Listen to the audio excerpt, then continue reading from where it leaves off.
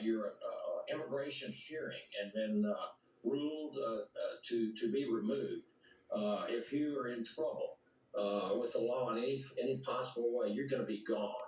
And so I think that probably just the very fact that the word travels fast, around the world, basically, very, very quickly, these people will know that they're going to be booted back out.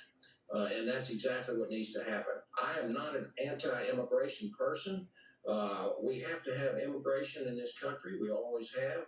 My family were immigrants long ago, and we've got a lot of them coming in. My own daughter-in-law is from Brazil, but it has to be done in a legal fashion. Has to be done according to the law, and it has to be done where it will benefit the United States. We can't just open the borders up to every terrorist, to every person who just thinks they want to be in the United States. They have to have a criteria, and the law states that if they're coming here seeking asylum, it has to be legitimate, and most of these are not. Yeah, you said it the legal way, because unfortunately there are terrorists and there are criminals who are here in our country.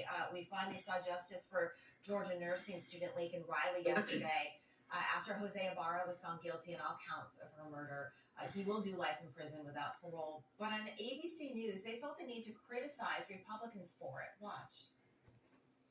This death of Laken Riley and the subsequent trial has essentially been a massive political lightning rod here in this country. And you said it there yourself, the president-elect campaigning on the death of Laken Riley and pointing to the current administration, saying that their laws and what they're calling failed policies contributed to Laken Riley's death. Although there is very little evidence indicating a connection between immigration and violent crime, this is still something the President-elect Trump, several Republicans on the Hill wanted to essentially plant their flag on and point that to the current Biden administration. Very little evidence. Keep Trump name out your mouth. For accused of raping a child. Is Laken Riley a political lightning rod? No, she's not. She was a young woman that deserved to have a full life, and she will never come back. And that's, as a grandfather of 17 grandchildren, half of them are daughters, granddaughters. And to think this family has had to endure this terrorist act is basically what it was. This man had just said that I don't even know who he was, but he's delusional. He is super politicized. He will try to say anything he can to justify what the open borders policy was of the Democrats. No, this was the number one issue across the country. People were fearful in their own neighborhoods. You've got gangs coming in, new gangs from Venezuela. The Venezuelan dictator down there emptied his prison out, for goodness sakes. And these people are streamed up here. They're set up in a number of states, including Texas.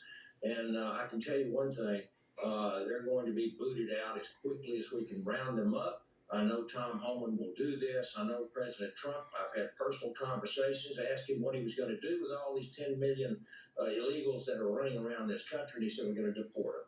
And I believe him, and I think it's the right thing to do. I think the United States of America, the American people have spoken loudly on November the 5th. They don't want open borders. We want inflation control. We want to get back.